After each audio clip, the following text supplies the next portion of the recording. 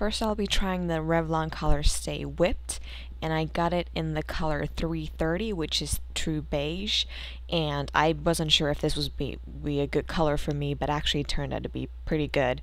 I did stay in the store for a while trying to test out which ones it is. It comes with this white little plastic thingy that I dropped, a protection, cover or whatever, and you can tell it's pretty dense. It's not going to come out of the box, and immediately dipping into it, it's not like the mousse foundations. It's not dry, it's very creamy, and I'm gonna apply it with my hands because that's what everyone recommended that you use for application, and immediately once you start smoothing it out, it's exactly kind of how they describe it. Is kind of like a foundation, liquid foundation whipped. I mean, that's exactly what it feels like. It's not dry, it's very moisturizing, and the more you apply it, you kind of realize it kind of has a dewy finish, even though I think the manufacturer says that it is a matte finish. It's kind of like a satin slash dewy finish.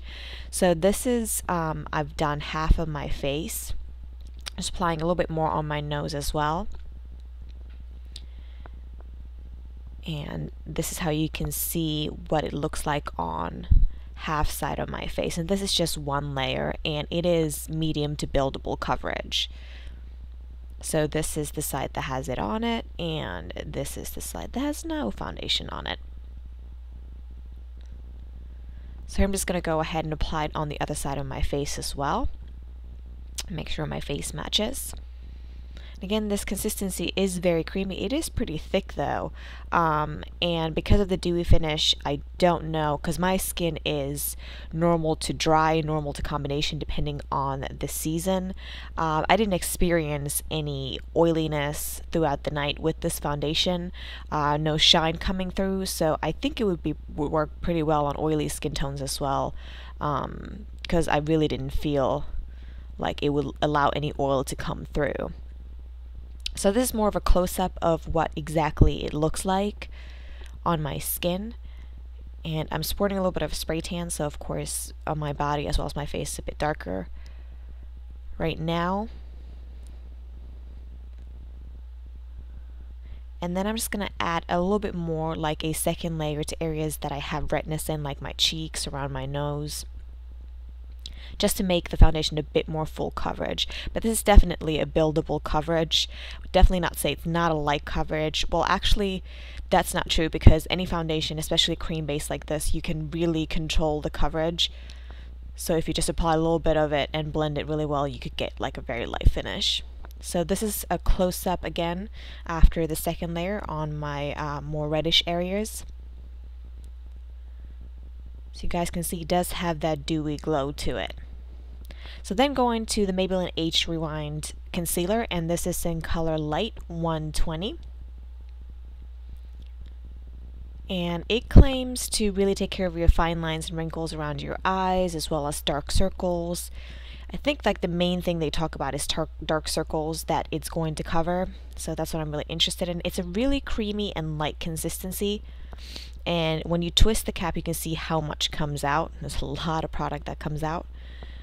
So first I'm going to try a little bit of my concealer brush and blend the product with it. And I can immediately notice that the brush almost absorbs most of the product. It gives a very, very light finish. So that's why on the other side I'm going to try to just dab it with my fingers to see if I can get a little bit more coverage that way.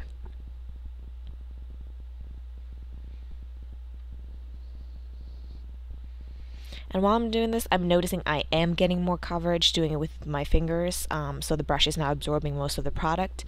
It's still a pretty light coverage, especially since it's meant to be for dark circles. I would feel like it's definitely not, and here I'm adding a bit more because I felt like it didn't really cover, and I don't really have very dark circles, but I have a little bit of dark circles, and the Coastal Scents camouflage palette that I usually use is very thick, and that absolutely covers them 100%, but this one I really had to work a few layers to get somewhere close to that coverage, even though it never really fully got to that.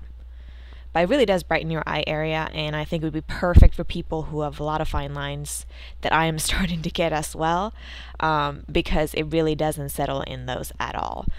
And this is how the foundation and the concealer looks together, so you can kind of get an idea what it looks like.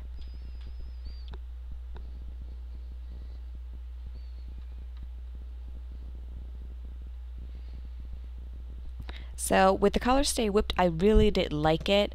It is a good product. I would give a B+ though, because just using the Revlon Colorstay foundation, I don't know if this is any better, just more dewy and moisturizing, I'd say. This one, you know, a B-. Again, depends on what you're using it for. It just wasn't enough full coverage for me, but I like the product.